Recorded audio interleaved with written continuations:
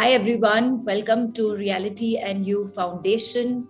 We are back again with another specialist, this time to talk about something which is very important and which has taken a stop in the COVID times, and it is about sports.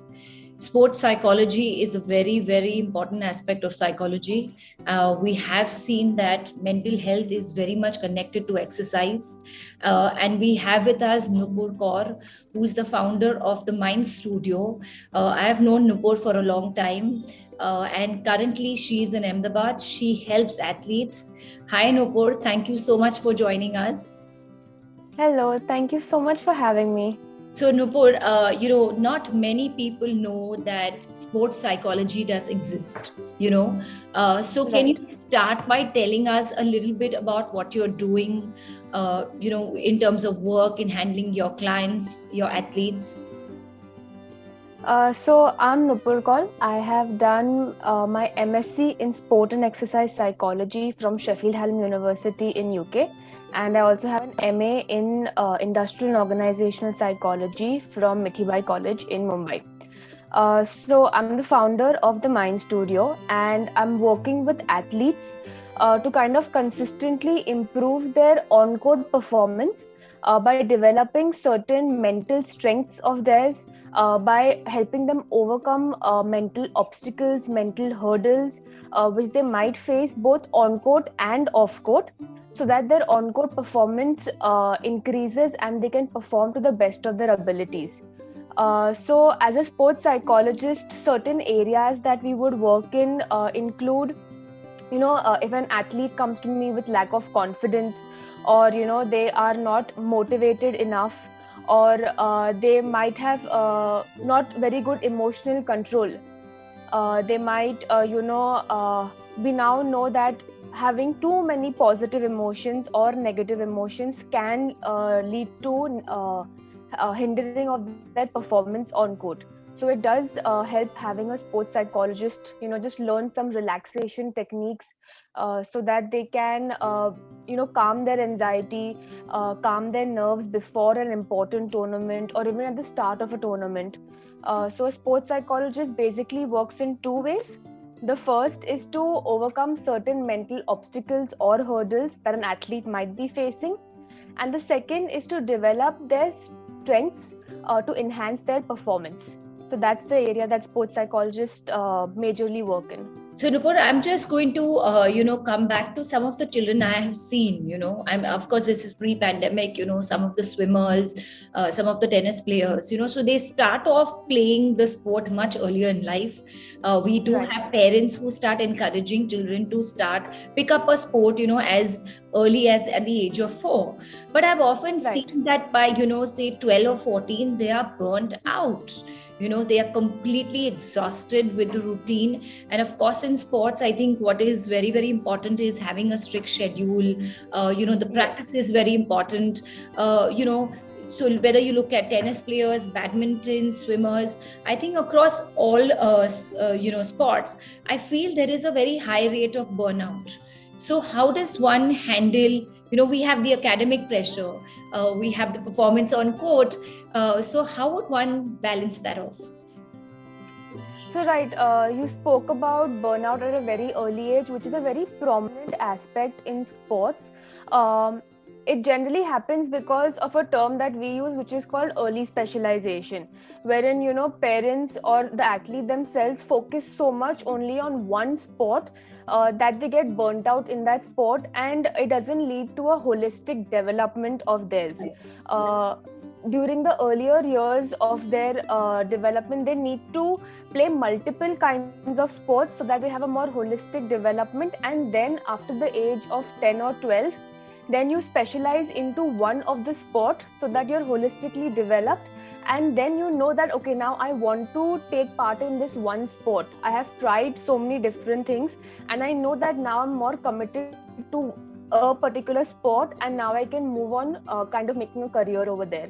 But So no, having yes, early, yeah. having said that, if I've seen, say 5 or 6 year olds, swimmers, they are performing extremely well, and they are state level swimmers. We have state Right. competitions even then, and so then the parent does not want to explore any other sport holistically. So, and even the child, he's driven with all the validation that he's getting, all the medals that he's receiving. So how does one then get the holistic view? I think it becomes a parent's responsibility also to kind of give the child a more holistic development. At the age of 5 and 6, the medals don't count that much. Yes, it may be important for the children because it validates that they're doing something important. But from a parent's perspective, you need to understand that the medals at the age of 5 and 6 do not have much value. Try and give the child a more holistic development, engage him in probably one individual sports like swimming along with a team sports like football, cricket, so that they learn communication skills, they learn how to be more positive when there are many people involved in sports. So that's why having multiple sports gives a more holistic development for the children. So I think it becomes the parents' responsibility. You kind of have a barter system with them. Say that, if the kid wants to go for swimming, okay, we'll go, but you play this sport also. You learn some music or just some other thing along with that, so that the kid, learns many different things from a really early age. Right. So I think that's a very, very good point that you pointed out. So let your child explore other avenues. And then, so at what would be the right or the appropriate age for us then to pick up the sport of your life? Everybody has that one skill that they want to continue with. So I think that one age is very unique to the person. There can't be a set age at which every athlete starts choosing their field. So for me personally, I've been an international lawn tennis player, and I started tennis only when I was 10 years old. And I know people who started tennis at the age of 4, and from that point of time decided that, I want to do tennis. Right. For certain sports like gymnastics or chess, it has to be a bit early on because the sport requires that specialization early on. But for other sports like, cricket, football, that can come at the age of 12 or 13 as well. So it depends upon the sport that you have chosen, and also how it also depends upon the athlete or the person, how important that sport becomes to them when they feel it is the right time. So there are many factors that taken into consideration. Okay, and we see that along sports is, or any form of exercise is a big stress buster.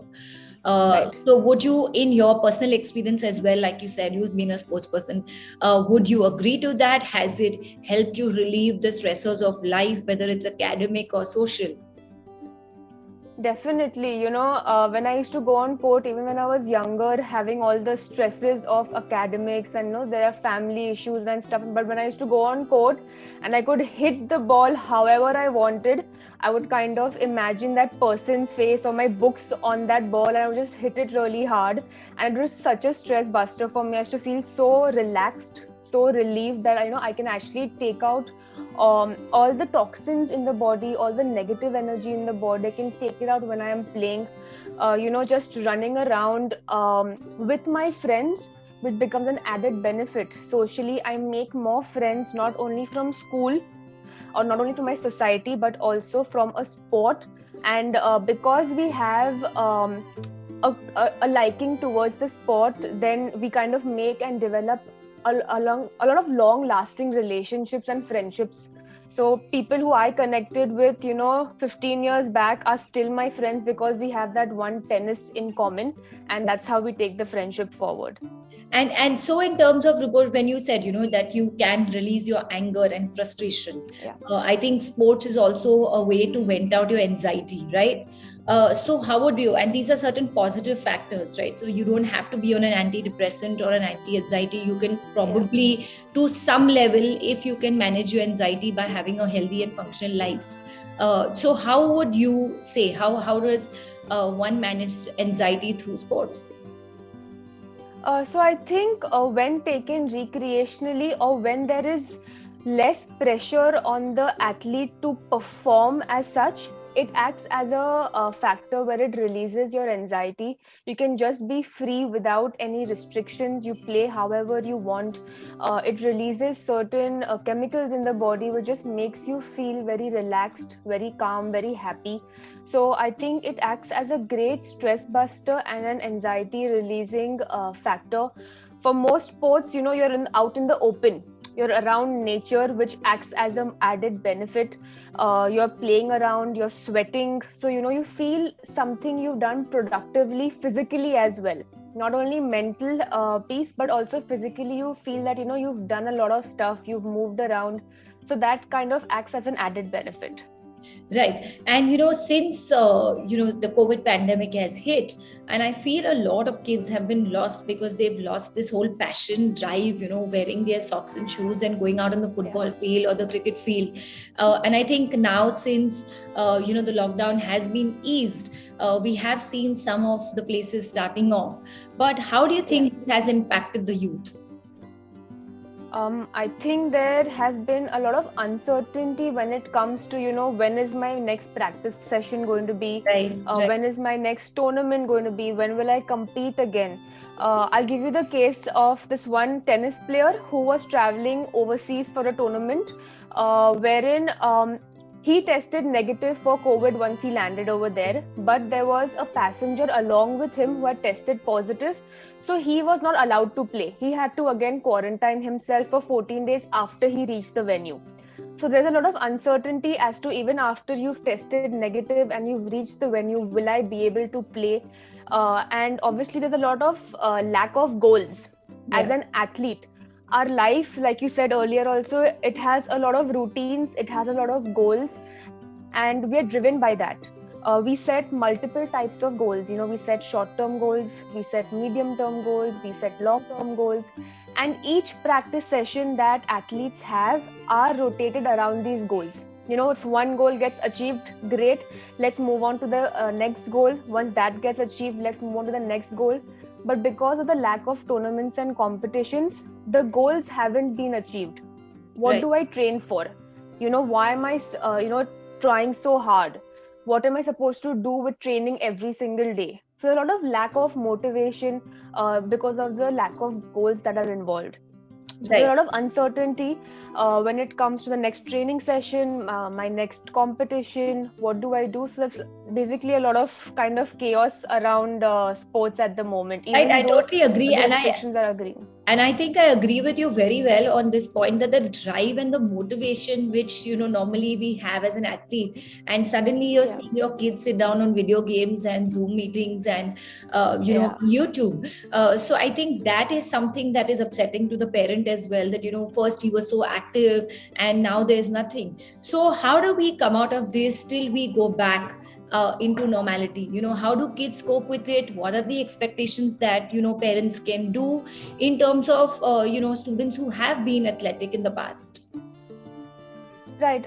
So instead of only online gaming, which has currently boomed in the market, they have, I think that's a lot of a business which has currently made a lot of profit because of the pandemic, because a lot of kids, a lot of people have started to play online games. But if a kid is used to, if an athlete is used to playing outdoors, we have a lot of online training modules, which have been provided not only by private practices but also by the government. So we have the Sports Authority of India, we have the Union Ministry of Sports, which have given a lot of training modules for the athletes. They have also given a lot of equipment towards the athletes so that they can start training in their homes. So we have to make the most of the surroundings that we have and kind of keep ourselves as busy physically so that, and hopefully soon the pandemic ends, we can go out and, play our sport and get back into that routine. So these programs that you were talking about, are these apps that we have to download? Are they available? How are they? Can you name some of them just for the viewers?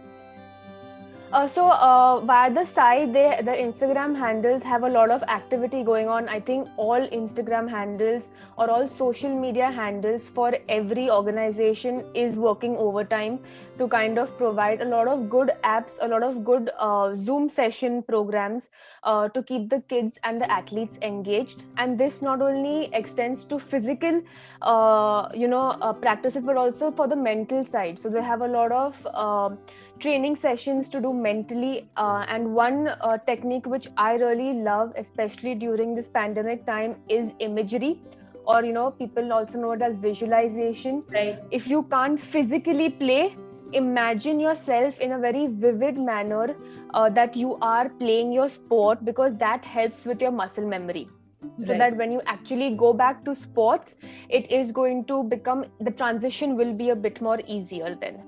Right. And I think that's a very important point, because neurologically, I don't think you can ever forget a swim, right? You cannot forget swimming, Yeah. or you cannot forget playing the piano, right? Like you said, Right. it's a different sort of memory that is stored in the brain. But since we know that there is a drop in the levels of practice, what are Yeah. what are the realistic expectations that parents can have then towards their children? Because maybe their performance levels have gone down. So Yeah. as a psychologist, what would be your guidance?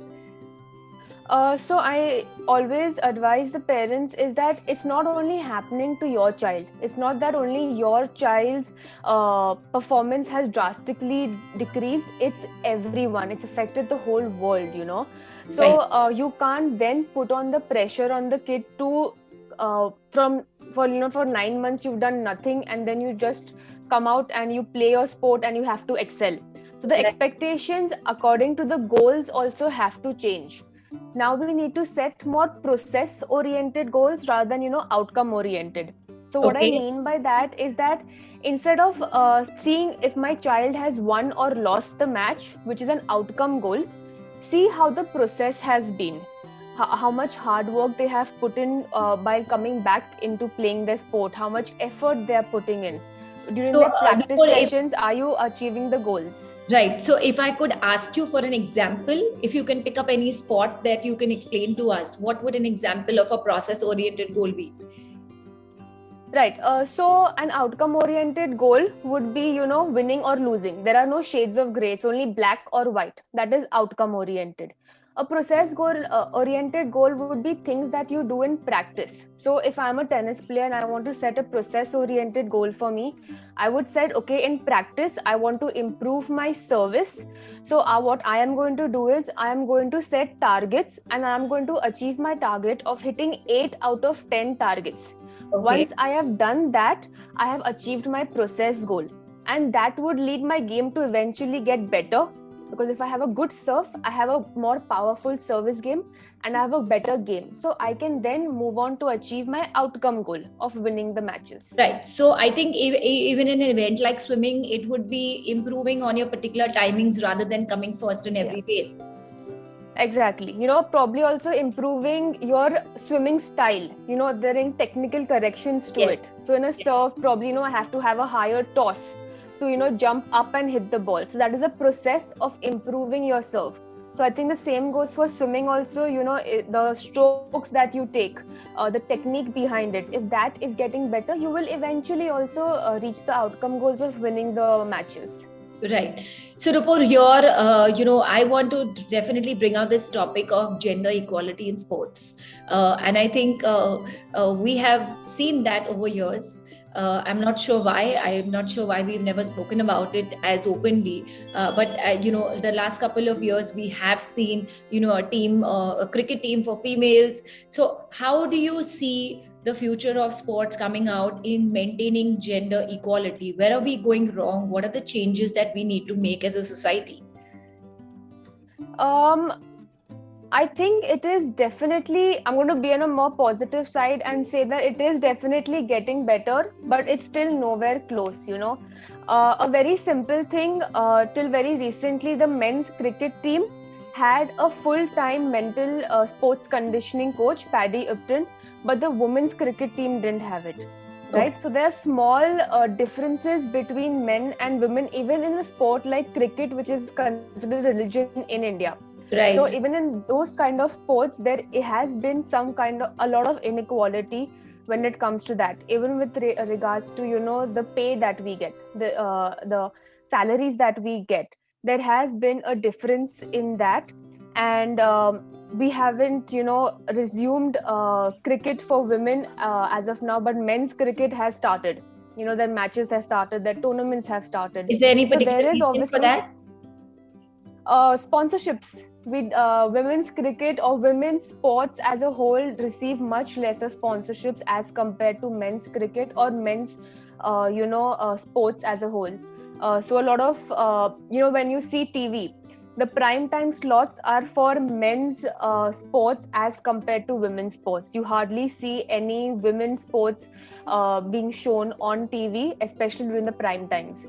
Right. So there are a lot of sponsorship irregularities when it comes to men and women. So where do And you think, Nupur, as a foundation, right from school, where are we going wrong? Because I have a very difficult time explaining parents that what, today if your daughter wants to become a cricketer, you have a team.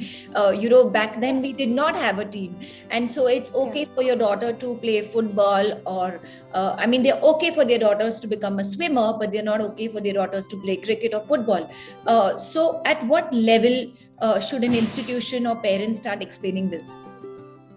I think it has to start from a very early age, because that is when kids are also more moldable. They can, pick up skills which team sports as well as individual sports give, and also explain to parents that the times have changed. There is nothing like masculine sport or feminine sport. Right. Sometimes they think, combat sports and all are for men. They are for boys, because my daughter might get hurt. What if she gets hurt and, going ahead she has any deformity or whatever it may be, right? So there's a lot of gender inequality when it comes to that also, but we need to break those stereotypes and tell everyone that any woman can play any sport they want. It doesn't have to be that some sports are for women and some sports are for men. So starting that off really early on, even when you're in school, a lot of teachers also, they kind of divide the groups into, okay, girls will play one sport and boys will play one sport, and the boys play football, the girls play dodgeball. Right. But why is that? Small things, why is that inequality there? Let everyone play one sport, may it be football, or everyone plays dodgeball. Right. So that is when the inequality starts to break, if we started very early on from schools itself. Okay, and we've seen during the lockdown as well, a lot of your athletic mentors, actually, whether it's Roger Federer, it's Nadal, showing us their practice sessions from their homes. So how would you think that would be an inspiration for the youth in India? I think that was a brilliant move by them. We got to see certain aspects of their personality which us as fans had no idea about. Right. When they show us not only the funny parts which keep us, engaged as sport fans, but when they show us also the struggles that they go through as an athlete at the top level, we also understand that not only are we struggling, the whole world is struggling. The most top athletes have been struggling. So it kind of builds another relationship with the athletes. Also a lot of youth, right?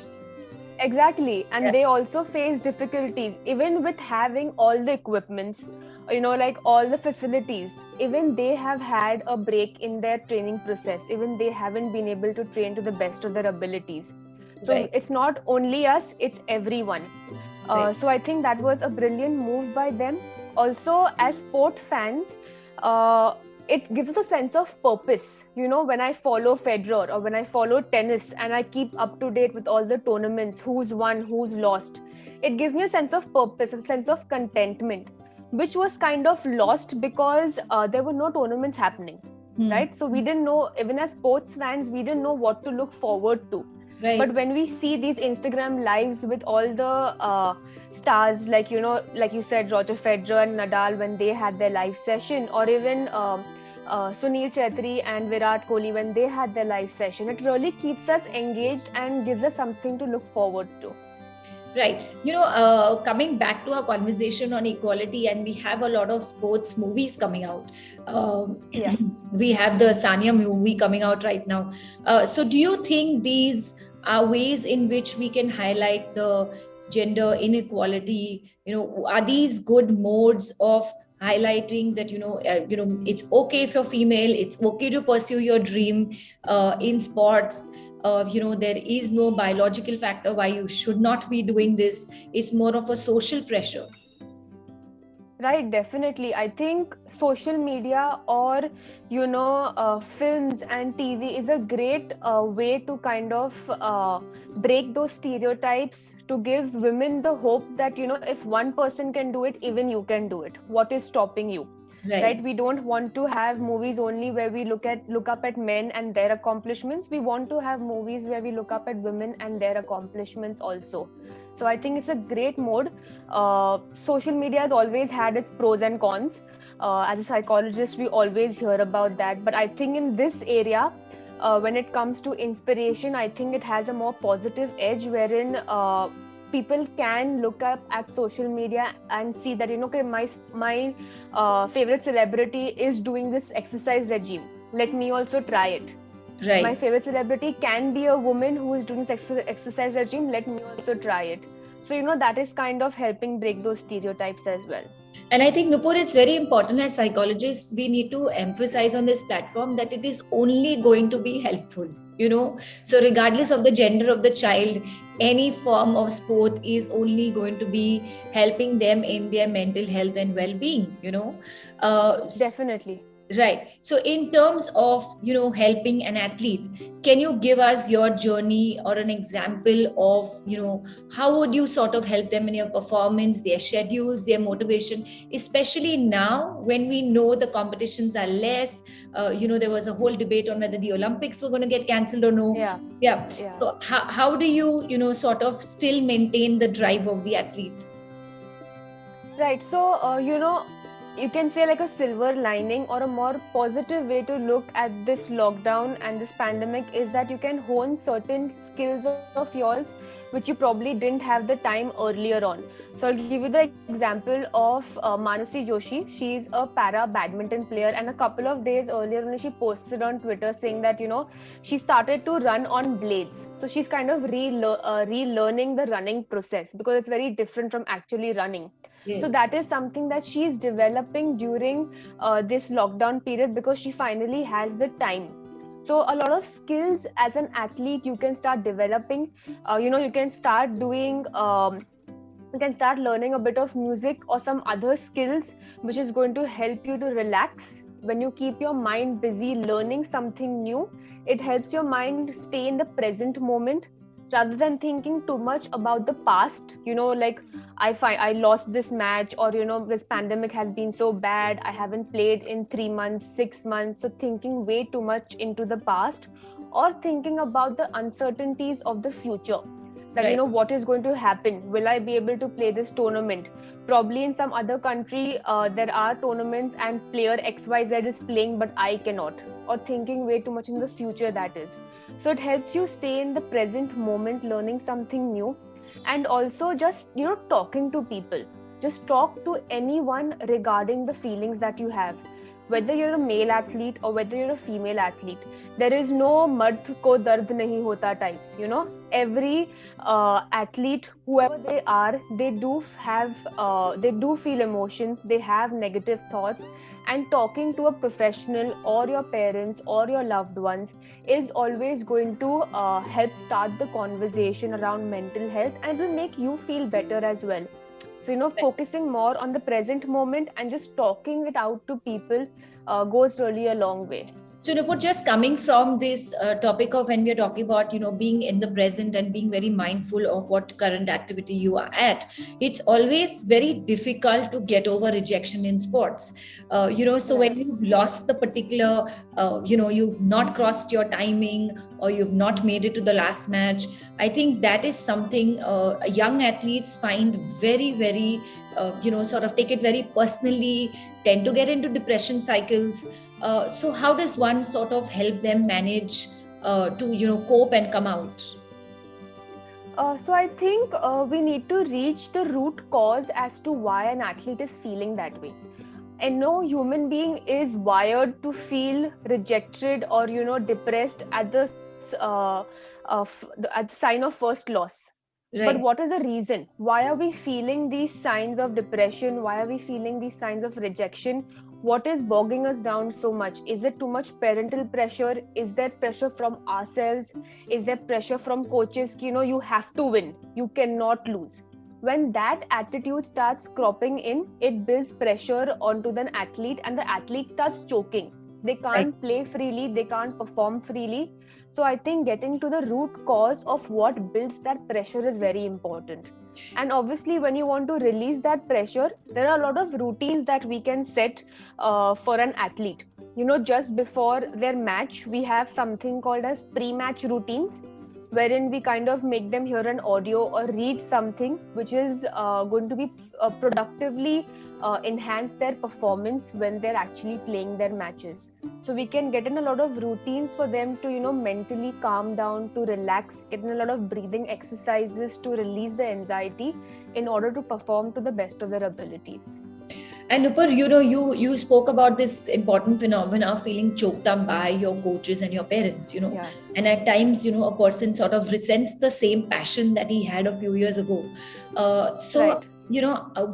what is the thin line where somebody can break down and say, you know what, I'm exhausted, I don't want to do this anymore?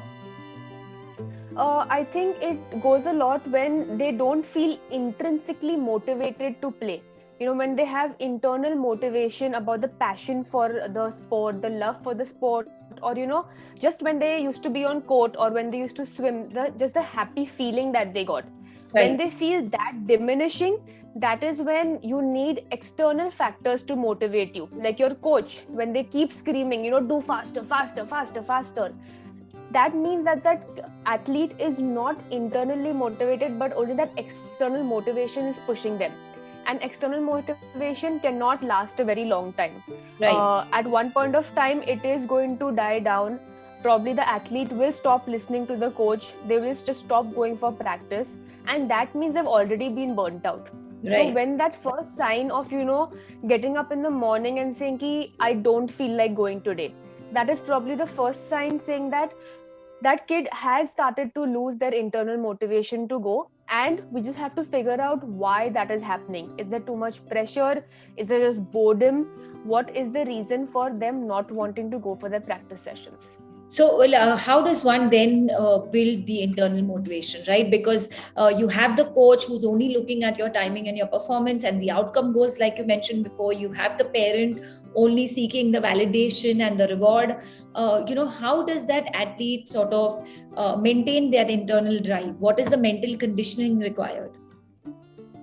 So we always try and associate more positive feelings with going on court or during the practice session.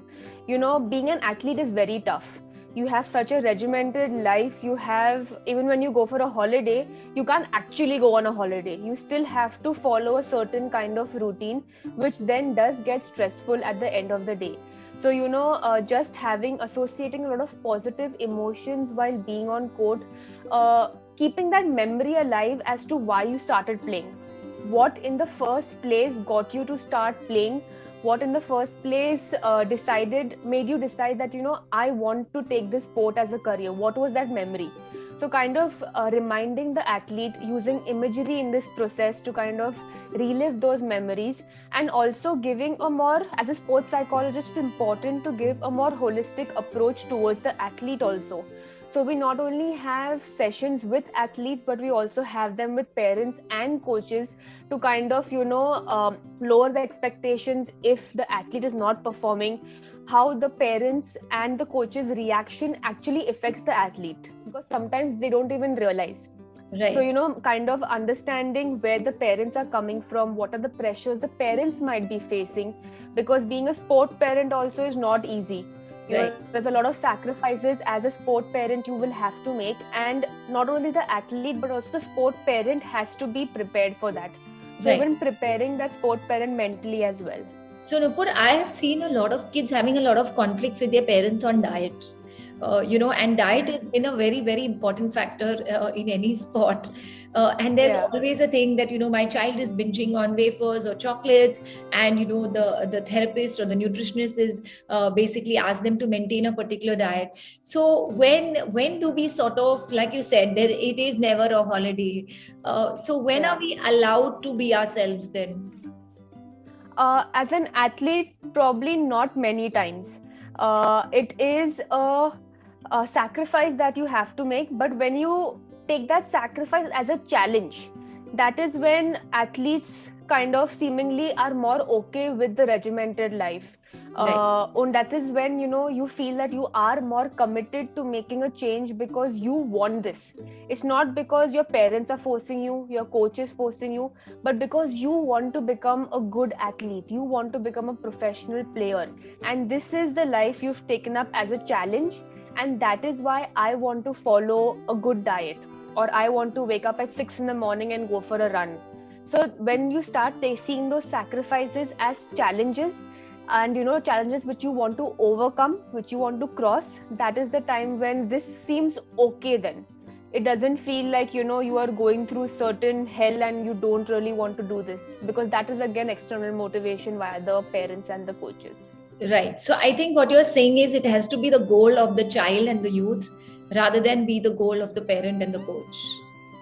Definitely. The first sign has to come from the athlete. The parents, coaches, psychologists, nutritionists, we are all support system. We'll help you grow. But you need to grow for that. You need to decide that I want to grow and I want the help of these support staff to help me grow. And that's when we come into the picture. So, Nupur, just coming post the pandemic, and as we are vaccinating in our country, do you see any different forms of sport coming up in the future? Some of them going down in terms of swimming pools have not yet started. Publicly, we have other sports which have, of course, started. So, do you see a discrepancy in terms of sports? Should children don't know whether they should continue swimming or particular indoor sports which they were doing before? I think for say like a couple more of years, there will be uncertainty regarding which sport should I continue doing. My probably suggestion would be try, because we want to obviously take precautions. We do not want to fall ill. We want to have those precautions and be healthy. That is the first thing that we want. So start probably playing sports which are more in the open, not in closed doors, because that is going to be more healthier for us. And there is going to be uncertainty for a couple more of years, depending which sport should I play, because like for tennis, even though it's an outdoor sport, there is kind of social distancing in it. But even in that sport, we have our under 14 nationals coming up. It's actually starting from tomorrow. It was supposed to be in Aurangabad, but last moment the venue got shifted to Mumbai because of the increase in COVID cases in Aurangabad. So I don't think it's more to do with which sport you want to play. It's just that which sport is more feasible at the moment. Any sport you play is going to be good for your mental health and your physical health. So don't stop playing sports just because I can't play a particular sport. Try and be a bit more adaptable and just try and explore more options about the sports you can play at this current moment, and it's going to be more beneficial for you. Right. And so, Nupur, I just want to come to this whole gaming in sports, right? So we've seen a lot of your PS games which have your sports rackets and all that. Do you think those are effective modes of conditioning the brain? It can be, but up to a certain extent. When I kind of talk about muscle memory, it can build that muscle memory when I play those sports with the physical action. But it's not a substitute for actual outdoor sports, and it can never be.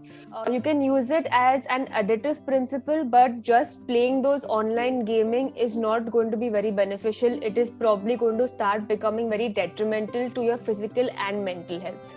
Right. Right. And, there are also some sports, and many of them, where there is a lot of, say, substance abuse. And most of them, I think, these are coping mechanisms because of the added pressure, the performance outcomes, Right. So how would can you give us a couple of strategies in terms of coping? If the stress gets high, there is a lot of performance load, you're getting back to the field after a long time, there is a lot of panic and anxiety. Will I do it? Will I achieve it? How do you think one can cope? What are some of the coping strategies that you would suggest? Right. So, like you said, any substance abuse or any abuse in any kind is a form of pressure. You want to get better illegally because you want to reach a particular standard which people expect from you. So obviously, one thing that we spoke about earlier would be to kind of focus more on the present. Think that I have finished my training session. I have been working hard. Let me focus on the present where I am right now. Second would be a small, like obviously all techniques that we use are going to be very unique to athletes. Not one technique can fit the bill, so not so when we talk to athletes over a certain period of time, that is when we start applying different techniques to them. But a more generalized technique I can give at this moment is just to focus on your own breathing, because it acts as a centering exercise. Instead of focusing on the negative external thoughts or unnecessary thoughts at the start of a match, or when you're going to the venue of your match, thinking about whether I'm going to win or lose, what will people think of me if I lose, what will my parents think of me if I lose. Instead of focusing on all those negative external thoughts, just focusing on your own breathing, how you breathe in from your nose, how the oxygen enters your lungs, you feel good. And when you breathe out from your mouth, just feeling all those toxins and negative energy leave your body. Just focusing on your own breathing acts as a really good centering exercise, gets your breathing and your thoughts back internally, which can then reduce and calm your anxiety and your nerves. So, Nupur, in terms of emotions, right? Because the psychologists would look at the negative emotions on the field as well. Right. We've seen a lot of tennis players throwing their rackets off. We've seen a lot of verbal abuse on the field where cricket is concerned.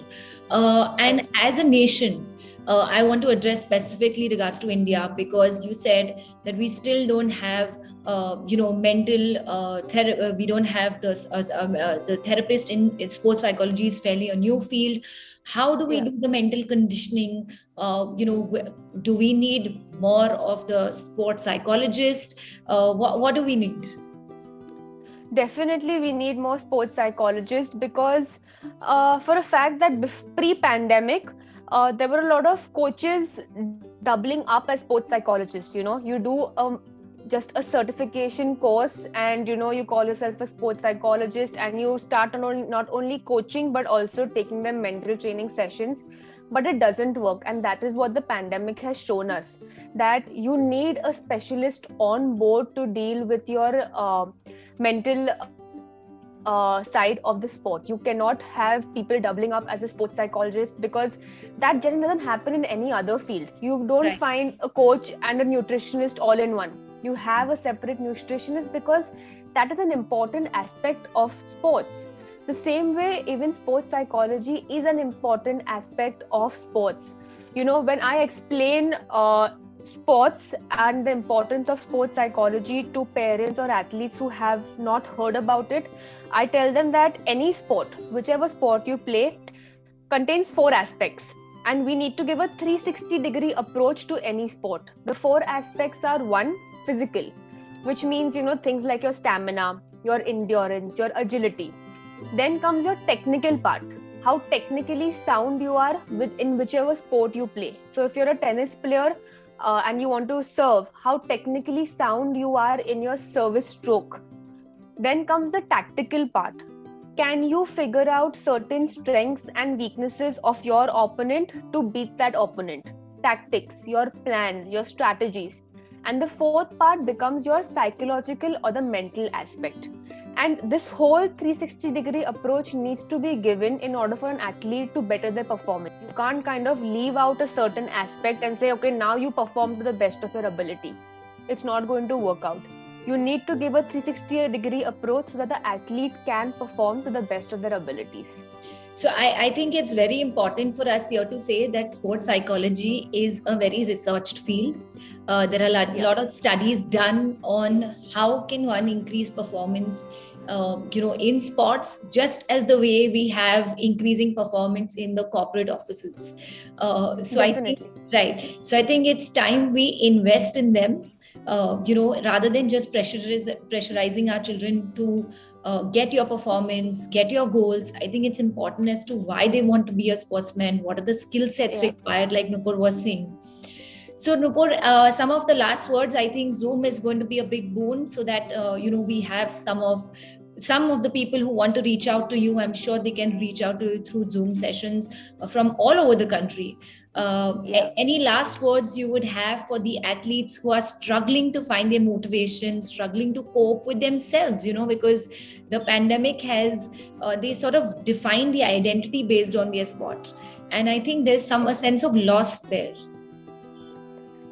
So just to athletes who are kind of finding it difficult, remember that as an athlete, you have to be resilient. What resiliency means is that yes, you will fall like you do when you lose matches, but you have come back stronger in the past and you can come back stronger again.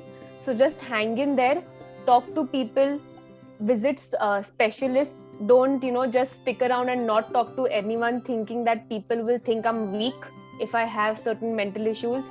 Having any mental issues is not a sign of weakness.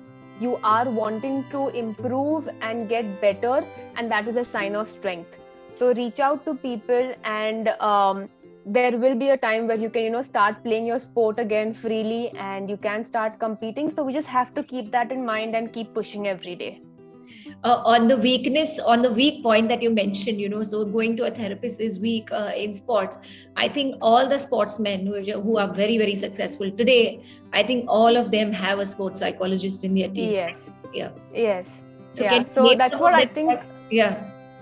I think Virat Kohli right now beautifully opened up, about the struggles that he was facing with mental health, and it did take him many years to open up. Yes. But with him opening up, being the Indian cricket captain, it shows that anyone is susceptible. It doesn't have to be women because they're more emotional, but it can be men because even they have feelings. So let's not have that gender equality even when it comes to men, because even they have feelings, they may feel negative emotions, and that needs to be coped in a better manner. Okay, Nupur, thank you so much for being there. I think this was a very enlightening session. I hope this is useful to the parents out there. Let your child select the sport. They may show a sense of desire in one, but like Nupur said, it can change over a lifetime. There's no rigid rule that they have to pursue one sport over a lifetime. Thank you once again, Nupur. Thank you so much. Thank you for having me. Yeah.